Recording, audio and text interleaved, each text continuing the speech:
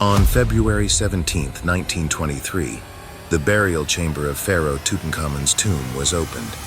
Just a few months after this undoubtedly remarkable archaeological discovery, participants in the excavations and those merely present at the time began leaving this transient world one after another.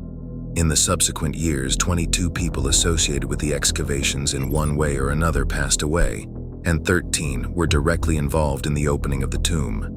This gave rise to the legend of the Curse of the Pharaohs, which has captivated the imagination of the credulous public for many years. Soldier in formation, donkeys and scholars to the center d'Issac, the officers commanded under General Bonaparte. The future emperor of France took with him to the Egyptian campaign the most renowned mathematicians, geographers, botanists, and, of course, historians. It can be said that this was the first experience of practical Egyptology. The Rosetta Stone, brought from Egypt, laid the foundation for a new scientific discipline.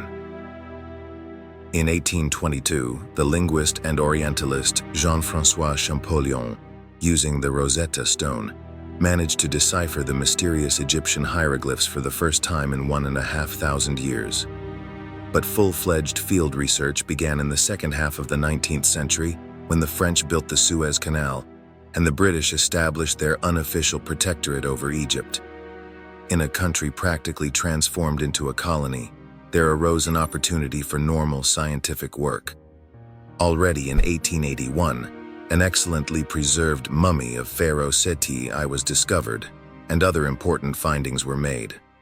Although many tombs had been plundered in ancient times, new scientific methods proposed by the British Egyptologist Flinders Petrie allowed for a series of discoveries that changed perceptions of ancient Egypt. The overall volume of findings in the first decades of research was such that scientists struggled to process them. One of the specialists working on excavations in Egypt was the Englishman Howard Carter. He started in 1891 as an artist, working with Flinders Petrie. In 1899, Gaston Maspero, the director of the Egyptian Antiquities Service, offered the young researcher the position of Chief Inspector of Monuments in Upper Egypt.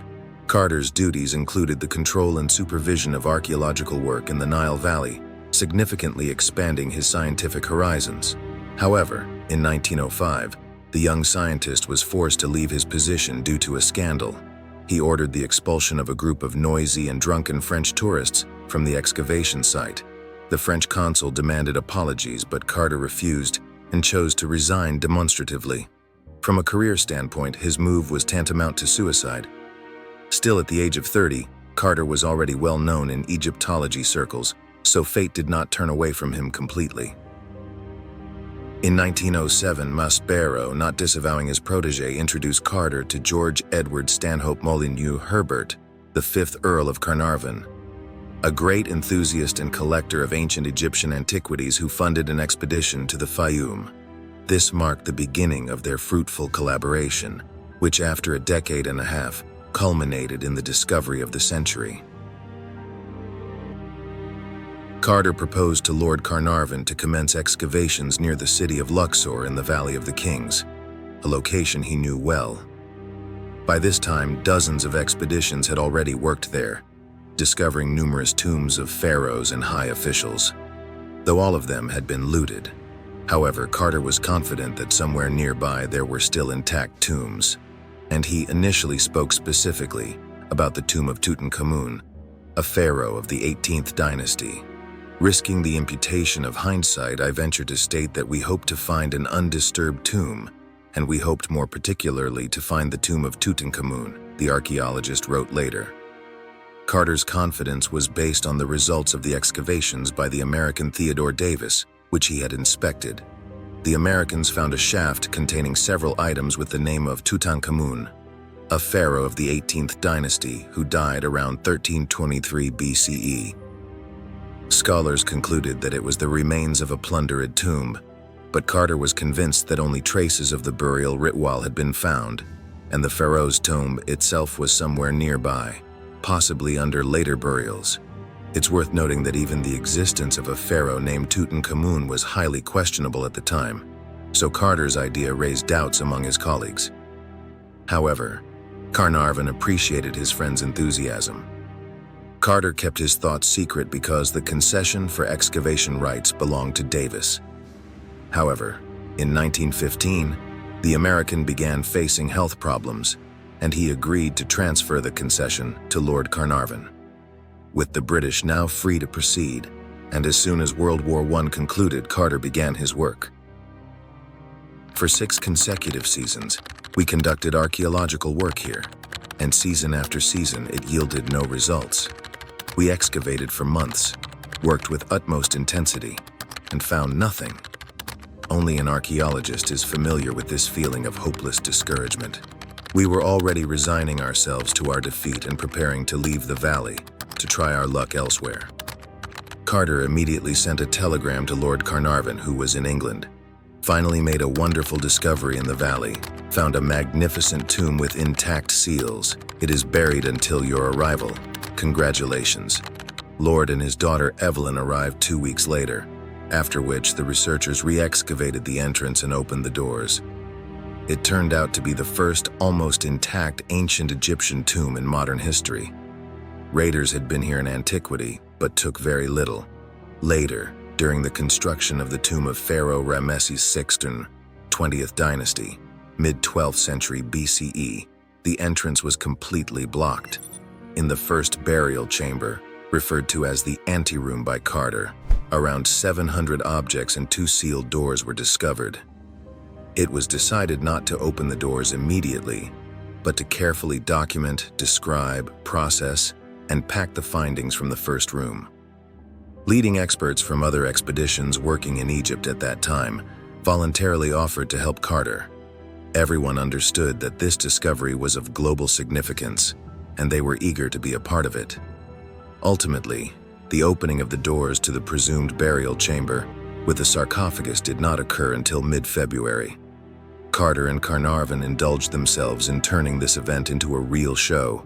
They invited officials, friends, and colleagues. Lord Carnarvon sold exclusive rights to coverage in the press to the Times for a substantial sum, and the publication's representative, Arthur Merton, was among the chosen few. Outsiders, including other journalists, were not allowed into the tomb. On February 17th, around 20 invited individuals gathered in the thoroughly cleared anteroom in front of the sealed entrance to the burial chamber. Carter, along with his assistants, Arthur Callender and Arthur Cruttenden Mace, began carefully dismantling the barrier. When the passage was opened, Carter, Lord Carnarvon, and the Director of Antiquities, Pierre Lacaux, were the first to enter the room. Subsequently, the other guests were able to enter the small space one by one. The walls of the burial chamber, unlike the front room, were adorned with colorful images and inscriptions. Their execution displayed a certain haste, but the colors were strikingly fresh. Undoubtedly, we were in the burial chamber. Before us rose a massive gilded shrine inside of which the pharaoh rested. The dimensions of this shrine were so immense, 5 by 3.3 meters with a height of 2.73 meters, as we later determined, that it almost filled the entire volume of the burial chamber. Narrow spaces about 0.65 meters wide separated it from the walls on all 4 sides, and its roof with a ridge and molded cornice almost touched. The entire shrine, from top to bottom, was covered in gold, with plates of sparkling blue faience embedded on the sides. On these plates, the same magical symbols were endlessly repeated, intended to preserve and strengthen the pharaoh's final abode. Around the shrine, directly on the floor, lay numerous funerary emblems, and at the northern end of the burial chamber were 7 magical weights. They were of the pharaoh, though it was not very successful. Nevertheless, his main efforts were directed towards documenting and cataloging the 5,500 artifacts extracted from the tomb. All these items had to be numbered, photographed or drawn, described, carefully packed, and then transported to the Cairo Museum. For this purpose, a temporary railway had to be built from the Valley of the Kings to the Nile, where the precious cargo was transported on barges under guard. After the study, the mummy was returned to its eternal resting place, and it now serves as the main exhibit in the Tomb Museum in Luxor. The majority of the artifacts are stored in the Cairo Museum, constituting its golden fund. They have left Egypt only a few times, with each exhibition becoming a global event. Carter dedicated himself to writing the main book on the subject, a 3-volume work with numerous tables and illustrations titled The Tomb of Tutankhamun. "The only remarkable event in Tutankhamun's life was that he died and was buried," said Carter once. And he was absolutely right. Paradoxically, the most famous pharaoh in modern times was unremarkable in the grand historical scale. He ascended to the throne around 1332 BCE at the age of about 10 and died at 18. The years of his reign are not marked by any significant events that entered Egypt's rich history. Hence, the very existence of this pharaoh was doubted for a long time. Over the past few centuries, Egyptology has taken significant strides forward, especially in technological advancements. Numerous studies on the mummy itself have uncovered unknown aspects of the young king's life, gradually forming a more complete picture.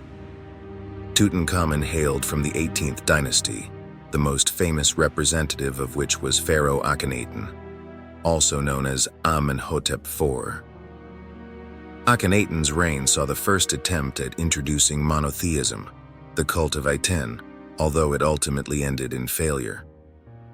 Genetic studies conducted in 2008 suggested that Tutankhamun, living image of Aten, the name given to him at birth, was the son of Akhenaten but not from his famous wife Nefertiti.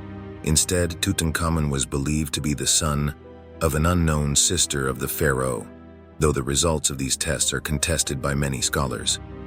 The young pharaoh married his full sister, Ankhesenamun, the third daughter of Akhenaten and Nefertiti. Initially ruling under the name Tutankhaten, as confirmed by ancient inscriptions, he later changed his name to Tutankhamun and left Akhetaten, modern-day Amarna, his father Akhenaten's capital. However, he did not return to Thebes but settled in Memphis, where he lived until his death.